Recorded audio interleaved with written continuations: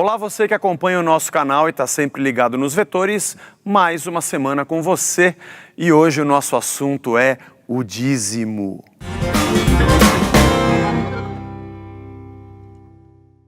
Bom, o termo dízimo, seja no singular ou no plural, você vai encontrar 39 vezes na Bíblia.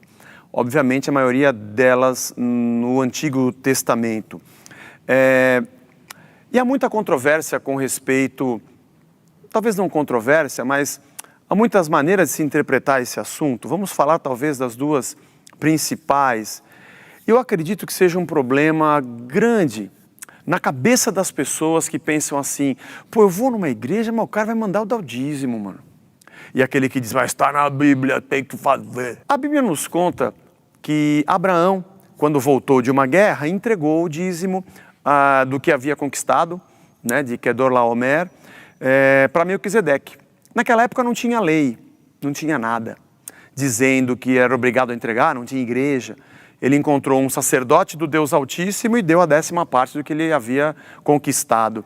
Depois Jacó, um pouco mais à frente, o seu neto, acabou fazendo um voto com Deus, quando ele fugia do seu irmão, né, Esaú, e disse, olha, está aqui essa coluna que eu erigi e eu digo para o Senhor que o Senhor vai me abençoar e tudo que eu tiver, sempre que eu ganhar, eu vou te dar o dízimo. Depois veio Moisés.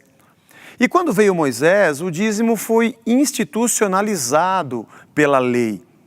Talvez até pela própria tradição do povo como um todo, ou dos povos daquela época que ofereciam às suas divindades as suas oferendas.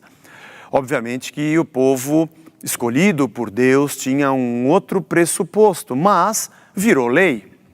Virou lei e você pega na Bíblia, o livro de Levítico tem lei de oferta para tudo. Sacrifício para o perdão, de pecado voluntário, de pecado involuntário.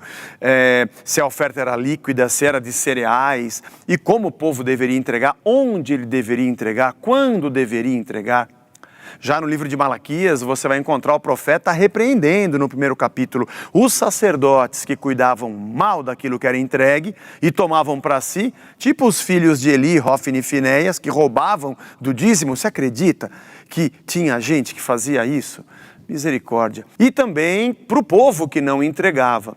O dízimo era a manutenção da tribo levítica, o dízimo era a manutenção do ofício sacerdotal e de tudo que o templo representava, já que o templo era o centro da vida do povo. Ali estava a arca que representava o próprio Deus, Deus estava ali. Quando veio Jesus, ele trouxe uma outra interpretação, ele completou a interpretação da lei, muito além dos escribas e dos fariseus.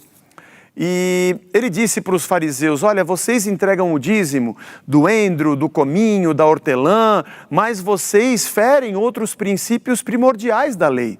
Vocês deveriam cumprir isso aqui sem deixar de entregar. E aí vem as interpretações, a primeira delas de quem diz assim, tá vendo? É isso aí. O dízimo existia antes da lei, porque Abraão entregou, Jacó se comprometeu, depois ele virou lei. E se você entrega, você é abençoado, e se você não entrega, você é amaldiçoado, está lá, o devorador te devora.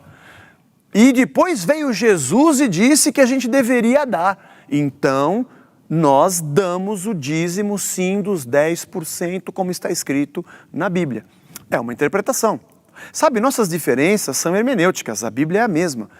É o óculos que a gente usa para ler, as lentes que fazem com que chegue ao nosso cérebro a imagem é que pode distorcê-la ou não. São diferenças hermenêuticas, a maneira como nós enxergamos as coisas, o ângulo pelo qual nós olhamos. Há uma outra interpretação que pode dizer assim, é uma crítica literária. Bom, Moisés escreveu o Pentateuco e disse que o que o Abraão entregou foi o dízimo. Mas quando ele entregou, talvez a gente não sabe se tinha esse nome.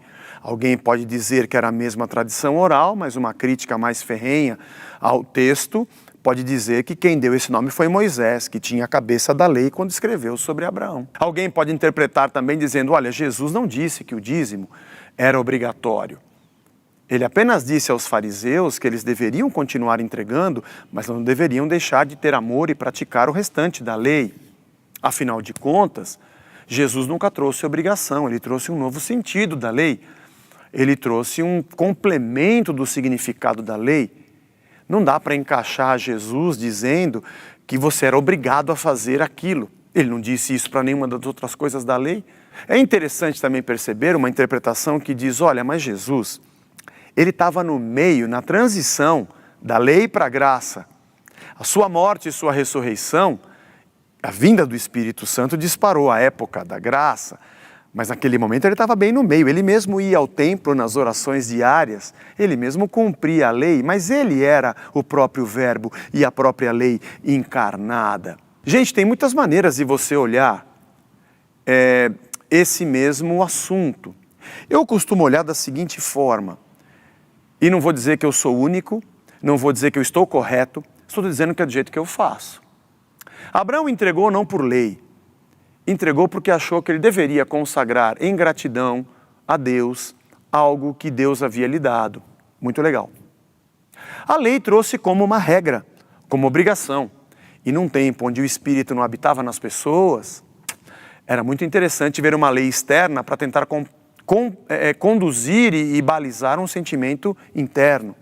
Mas isso não significa que o homem deveria entregar só por obrigação, mesmo tendo a lei. Você conhece o texto onde um fariseu e um publicano estão orando no templo e o fariseu diz, eu dou o dízimo de tudo que eu tenho, respeito as tuas leis e não sou como esse publicano. E Deus deveria falar para ele, é verdade, você dá o dízimo, você está abençoado. E o publicano bateu no peito e disse, Senhor, eu sou um pecador, me perdoa. E Jesus disse que quem saiu justificado foi o publicano e não o fariseu que dava o dízimo. Jesus, quando disse isso sobre o fariseu, ele não estava dizendo que ele era obrigado a entregar. E Jesus nunca colocou a obrigação em detrimento do sentimento. É muito importante perceber o Novo Testamento, Paulo dizendo que Deus ama aquele que dá com alegria. Porque não damos por constrangimento ou por nenhum outro motivo, não por obrigação e nem porque queremos alguma coisa. Eu sou mais tendencioso a não usar a lei. Eu acredito que Jesus disse sim que era importante e que nós deveríamos contribuir. O nome para mim não importa, mas eu entendo que o pressuposto na cabeça das pessoas, quando você diz a palavra dízimo, ele já tem uma carga de peso veterotestamentário que o nosso evangelicalismo de hoje torna tão forte. Eu tenho como opção não usar essa palavra, não. Eu não prego o dízimo. Zé, mas e a alíquota? 10%. Dízimo significa 10%. Se você não usa essa palavra, o que você usa então? Bom, eu digo para as pessoas darem as suas contribuições ou fazerem suas ofertas voluntárias. E Paulo disse, eu estou crucificado com Cristo e vivo não mais eu, mas Cristo vive em mim. O escritor de Hebreus também diz que a gente deve entregar o nosso corpo como sacrifício vivo, santo e agradável a Deus, muito mais do que a 10ª parte, parece que é a vida inteira. Então você está querendo dizer que as pessoas têm que entregar tudo? Não. Não estou dizendo isso. Estou dizendo que a nossa vida pertence a Deus. E quando a tua vida pertence a algo, parece que você não faz contas. O seu amor na lei da liberdade te leva a ter um compromisso de vida. É claro que você tem o seu orçamento e você deve ter uma prática de destinar um valor para isso. E você pode me dizer, eu faço 10%. Eu vou te dizer, faça. Cuidado para você não fazer disso uma regrinha e achar que é por isso que você é abençoado. Não é. Todo sacrifício no Antigo Testamento prefigura o sacrifício de Cristo. Eu não sou mais abençoado pelo dinheiro que eu entrego, mas pelo que Ele fez na cruz por mim. Aliás, eu não entrego para que Ele me faça algo, eu entrego em amor e gratidão pelo que Ele já fez por mim. Não, eu não entrego por aquilo que Ele pode fazer, mas por aquilo que Ele fez. Eu não dou para que Deus se aproxime e me contemple. Ele já se aproximou de mim na cruz, se tornou homem como eu para viver a minha vida. O que eu faço por gratidão. Duas pessoas sentadas na igreja entregam o mesmo valor e podem ter pressupostos completamente diferentes. Uma entrega para ser abençoada e para ter mais dinheiro e a outra porque quer repartir o seu dinheiro. Alguém é generoso e quer ser solidário e o outro é ganancioso e quer acumular. Os dois são iguais, sentam na mesma igreja, levantam a mesma mão, fazem a mesma oração e entregam o mesmo valor. Mas eu digo a você que não é isso que torna uma pessoa mais abençoada. Deus não lê o seu bolso. Não, Deus não é o leão do imposto de renda que quer olhar os 27,5% ou os 11%, seja lá quanto for, para saber se ele libera a bênção do céu ou não. Não faça para ser abençoado, para que a tua fé não seja uma ganância travestida de espiritualidade.